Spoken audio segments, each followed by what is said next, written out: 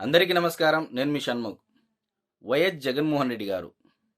YS Jaganmohan Reddy గారు Congress party నుంచి పక్కకు తప్పుకొని, ఆయన పార్టీ పెట్టుకొని వైఎస్ఆర్ కాంగ్రెస్ పార్టీ అని చెప్పేసి పెట్టుకోవడం జరిగింది. అయితే ఈ వైఎస్ఆర్ కాంగ్రెస్ పార్టీలో ఉన్నటువంటి ఓటు బ్యాంకు గాని, నాయకత్వం గాని, ఈవెన్ ఇంక్లూడింగ్ జగన్మోహన్ రెడ్డి గారితో సుద్దా కాంగ్రెస్ పార్టీ భావజాలము, మూలాల నుంచి వచ్చినటువంటి వ్యక్తులనేది రాష్ట్ర ప్రజలందరికీ తెలిసినటువంటి విషయం.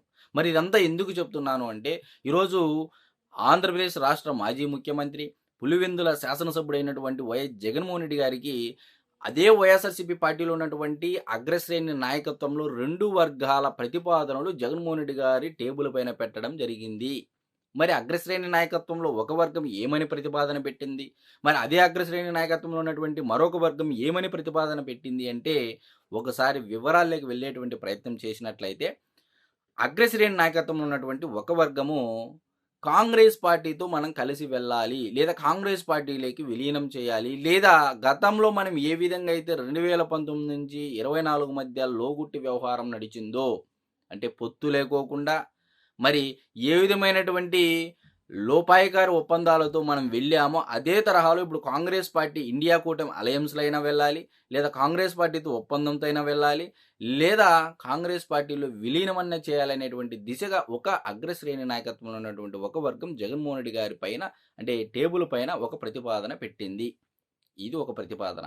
ఇకపోతే రెండో ప్రతిపాదన, ఈరోజు రాష్ట్రంలో వామపక్షాల యొక్క పాత్ర ఏంటి అనేది, ఓకే. యెస్, ఈ రోజుకి రాష్ట్ర అసెంబ్లీలో వామపక్షాల నుంచి అసెంబ్లీకి వెళ్ళినటువంటి వారు లేకపోయినప్పటికీ, వామపక్షాలు ప్రజల కోసం ఏ విధంగా పోరాడతాయి, నిస్వార్థంగా సేవాభావంతో పేద ప్రజల కోసము, దిగువ మధ్యతరగతి ప్రజల కోసం, అట్టడుగు వర్గాల వారి కోసము ఏ విధంగా ఏ సమస్య అయినా సరే వామపక్షాలు నిస్వార్థంగా పోరాటం చేస్తాయనేది రాష్ట్ర ప్రజలందరికీ తెలిసినటువంటి విషయమే.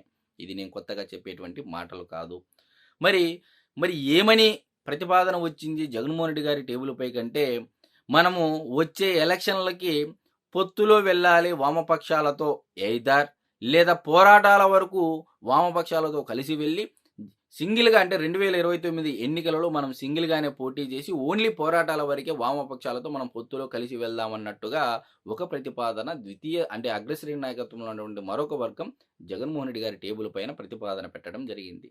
మరిప్పుడు వైఎస్ జగన్మోహన్ రెడ్డి గారికి మొదటి నుంచి ఎలివేషన్‌లు ఇచ్చారు. వైఎస్ఆర్‌సీపీ పార్టీ సోషల్ మీడియా అయినా సరే, నాయకులైనా సరే, అగ్రశ్రేణి, ద్వితీయ శ్రేణి, తృతీయ శ్రేణి నాయకత్వం, ఇంగా పక్కనున్నటువంటి ముసుగులో ఉన్నటువంటి మేధావులు, కుహనా మేధావులు, న్యూట్రల్ మేధావులు, వీళ్ళందరూ ఒకటే ఎలివేషన్ ఇచ్చారు. సింహం సింగిలు, ఓడినా గెలిచినా ఒకడే గెలుస్తాడు, ఒకడే ఓడిపోతాడు అని చెప్పేసి.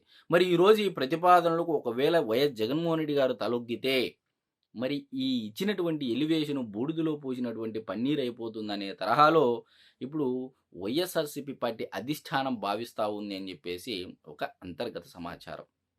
అయితే ఈరోజు ఇప్పుడున్నటువంటి కూటమి ప్రభుత్వాన్ని ఢీకొనాలన్నా, అది పాలసీల విషయంలో అయినా, అభివృద్ధి విషయంలో అయినా సరే, సంక్షేమం విషయంలో అయినా సరే, ఏ విషయంలో అయినా సరే వైఎస్ఆర్‌సీపీ పార్టీ అధికారంలో ఉన్నప్పటికంటే, అంటే వైఎస్ఆర్‌సీపీ ప్రభుత్వం, జగన్మోహన్ రెడ్డి గారి ప్రభుత్వం అధికారంలో ఉన్నప్పుడు దానికంటే డబుల్‌గా ఇప్పుడు అభివృద్ధి చేస్తా ఉన్నారు, సంక్షేమం చేస్తా ఉన్నారు. పాలసీలు గూడా ఈరోజు దేశానికి తలమానికంగా మారినటువంటి పరిస్థితి.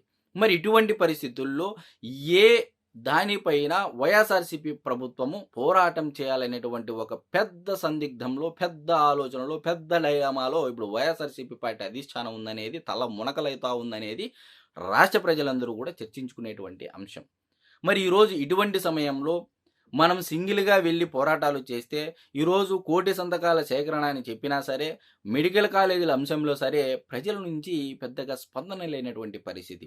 ఇదే ఫీజు రియంబర్స్‌మెంట్ పైన ఫీజు పోరు కార్యక్రమానికి పిలుపునిస్తే 5 సార్లు వాయిదా పడినా సరే, ఎక్కడ విద్యార్థుల్లో గాని ఎక్కడా లేని గందరగోళం లేనటువంటి పరిస్థితి. ఏ రకంగా చూసుకున్నా ఇప్పటికీ ఈ సంవత్సరం జూన్ వస్తే దాదాపు 2 సంవత్సరాలు పూర్తయ్యేటువంటి పరిస్థితి. అయినప్పటికీ కూడా ఈ రోజుటికి కూడా ఎక్కడ ఒక ధర్నా లేనటువంటి పరిస్థితి, ఎక్కడ ప్రజలలో ప్రశాంతంగా ఎవరి పనులు వాళ్ళు చేసుకునేటువంటి పరిస్థితి. కానీ కొంతమందిని, కొన్ని విభాగాలని రెచ్చగొట్టి, ఆ యొక్క ప్రభుత్వ సంస్థలో ఉన్నటువంటి ఉద్యోగులను రెచ్చగొట్టి గ్రూపులు ఏర్పాటు చేసి ఉన్నవి లేనివి, లేని ఉన్నవి కల్పించే విధంగా చేసేటువంటి ప్రయత్నం ఇప్పుడు మన ముందున్నటువంటి అంశం అనేది వైఎస్ఆర్‌సీపీ పార్టీ అధిష్టానం భావిస్తా ఉంది. ఓకే. ఇదంతా సెకండరీ సబ్జెక్ట్ అయినప్పటికీ మరి వైఎస్ జగన్మోహన్ రెడ్డి గారు కాంగ్రెస్ పార్టీలోకి విలీనం పోవాలి అనంటే ససేమిరా అంటారు. ఇది కూడా తెలిసినటువంటి అంశమే. మరి ఇండియా కూటమిలో పొత్తులో వెళ్ళడానికి యెస్ అంటారా అంటే ఇది కూడా ససేమిరా అంటారు. ఎందుకు అంటే ఈరోజు 2019 నుంచి 2024 మధ్య జగన్మోహన్ రెడ్డి గారు ఏ విధంగా లోపాయికార ఒప్పందాలు చేసుకొని ఆయన అధికారాన్ని అనుభవించారు. అధికారాన్ని ముందుకు అంటే ప్రజలలో కాకోకుండా పరదాల మాటని ఏ విధంగా కొనసాగించారనేది రాష్ట్ర ప్రజలందరూ చూసినటువంటి నిజము. మరి ఇటువంటి పరిస్థితుల్లో ఇండియా కూటమి గాని, కాంగ్రెస్ పార్టీతో పొత్తులో గాని, కాంగ్రెస్ పార్టీ విలీనం గాని జగన్మోహన్ రెడ్డి గారికి ఆలోచన లేదనేది ఇక్కడ క్లియర్ కట్. ఏ ప్రాతిపదికన చెప్తున్నారండి అని మీరందరూ అనుకోవచ్చు. జగన్మోహన్ రెడ్డి గారే ఇదే కాంగ్రెస్ పార్టీ నన్ను 16 నెలలు జైల్లో ఉంచింది, కేసులు బనాయించింది, నన్ను ఇబ్బంది పెట్టారు. ఆనాడు ఓదార్పు యాత్ర చేయాలన్నా సరే సోనియా గాంధీ గారి పర్మిషన్ కావాలన్నా ఏంది ఇదేంది అని చెప్పేసి ఆయనే పలు ఇంటర్వ్యూల్లో పలు వేదికలపైన చెప్పడం జరిగింది. మరి ఇటువంటి పరిస్థితుల్లో యెస్ డెఫినెట్‌గా కాంగ్రెస్ పార్టీతో వైదొలుగుతారు, పక్కకు తప్పుకుంటారు. సో, ఆ ప్రతిపాదన పక్కకు చెత్తబుట్టలో పడేసినట్టే. ఇక రెండో ప్రతిపాదన. ఈరోజు వామపక్షాలతో కలిసి వెళ్ళాలంటే అది పోరాటాల వరకా? లేకపోతే 2029 ఎలక్షన్‌లో వాళ్ళు కూడా సీట్లు అడిగితే వాళ్ళను కూడా గెలిపించుకొని అసెంబ్లీలో పెట్టాలి అనేటువంటి ఆలోచన ఏమైనా జగన్మోహన్ రెడ్డి గారికి ఉందా అంటే మరి ఇచ్చినటువంటి ఎలివేషన్ సంగతి ఏంటి? మరి ఈరోజు ఓడినా గెలిచినా సింహం సింగిల్ అన్నారు. ఈరోజు వామపక్షాలతో కలిసి వెళ్ళాలనేటువంటి ఆలోచన అగ్రశ్రేణి నాయకత్వంలో ఉన్నటువంటి ఒక వర్గానికి వచ్చింది అంటే కూటమి ప్రభుత్వం పరిపాలన బాగా ఉన్నట్టే అని చెప్పేసి వీళ్ళు చేసినటువంటి ఆలోచన ప్రకారం మనం సర్టిఫికెట్ ఇవ్వచ్చు. ఎందుకంటే ఈరోజు వామపక్షాలతో కలిస్తే గాని వైఎస్ఆర్‌సీపీ పార్టీ చేసేటువంటి ధర్నాలకు గాని, ర్యాలీలకు గాని, పోరాటాలకు గాని, ఉద్యమాలకు గాని ప్రజల మద్దతు లభించలేదు అంటే డెఫినిట్‌గా ప్రతిపక్ష పాత్రలో ఫెయిల్యూర్ అయినట్లే అని చెప్పేసి వామపక్షాల సాక్షిగా ఈరోజు ప్రజలు చర్చించుకునేటువంటి పరిస్థితి రాష్ట్రంలో నెలకొంది.